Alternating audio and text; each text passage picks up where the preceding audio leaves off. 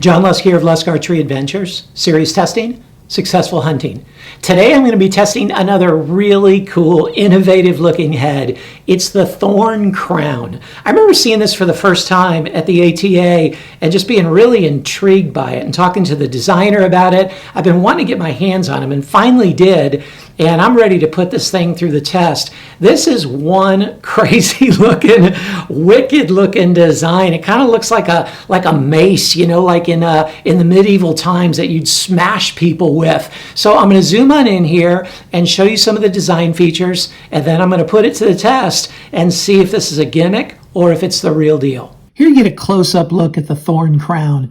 I mean, this is one crazy looking broadhead. I love innovations, and Thorn just comes out with all kinds of innovations. This is a 125 grain model. It's an 8-blade broadhead, okay, an 8-blade broadhead. And you can see all 8 blades are aligned helically like that. So you can see each of those blades kind of in a star pattern. And man, that would hurt punching through an animal, okay? Now, typically, I like heads to have a really wide cutting diameter rather than a concentrated cut. However, I've never killed anything with an 8-blade broadhead, and I'm imagining that's going to make a hole that's pretty difficult to close up. So each of the blades themselves are stainless steel, and they're 0.040 inches thick. So they're really thick blades. They're arranged with the smallest diameter first, 5/8 of an inch, 6/8 of an inch, 7/8 of an inch, 8/8 of an inch, okay, 1 full inch. And so that's where you get the total of 3.25 inches of cut. Man, that's a lot of cut. 3.25 inches of cut. As I said earlier, they're stacked in a helix right there, and they're separated by a little stainless steel ball bearing. It's kind of a cool design. They are replaceable, and the heads come with replacement blades. The ferrule is 70-75 aluminum, so a really stout, durable, heavy aluminum, and it's got this hardened tip as well.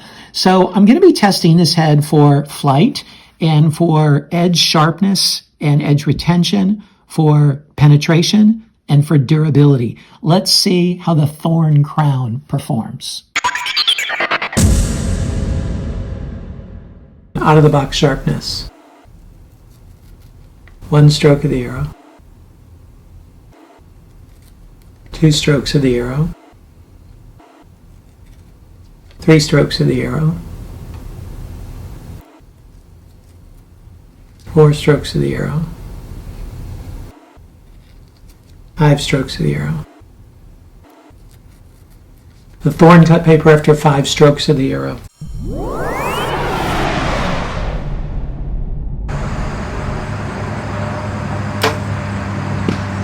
Bullseye.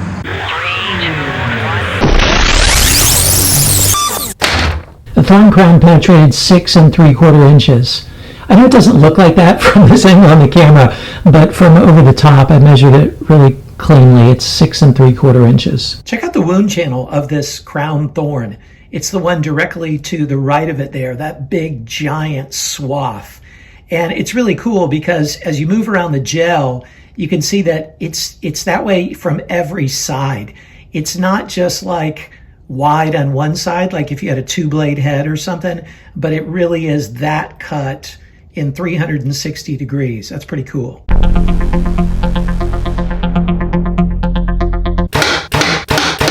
Here's the crown after being shot into the MDF 5 times. And as you can see, it looks virtually brand new. I mean, the blades, the ferrule, the tip, everything is just in pristine shape. And look at those holes. It makes really cool holes. I mean, you just see those 8 cuts. So what'd you think of the Thorn Crown? Like I said, I've been wanting to test this thing because it's just so unique.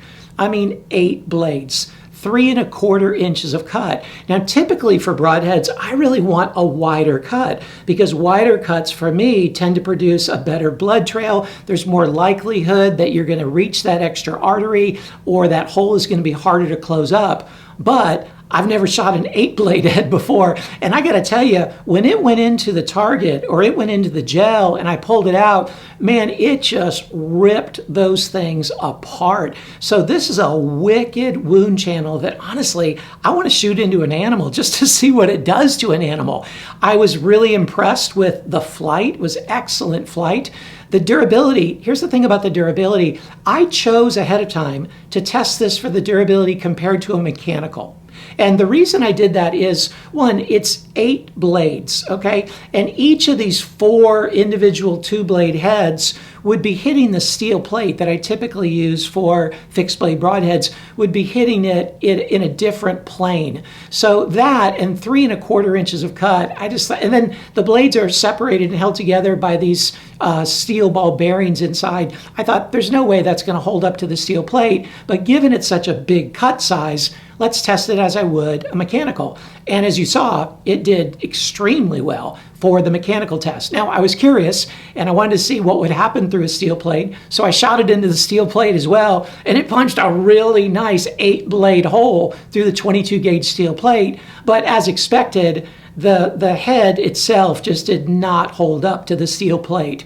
But honestly, that wouldn't hold me back from using it in a hunting situation, given its flight and given just the wicked wound channel and the way it held up to the MDF. This is still something really worth considering. This is not a gimmick.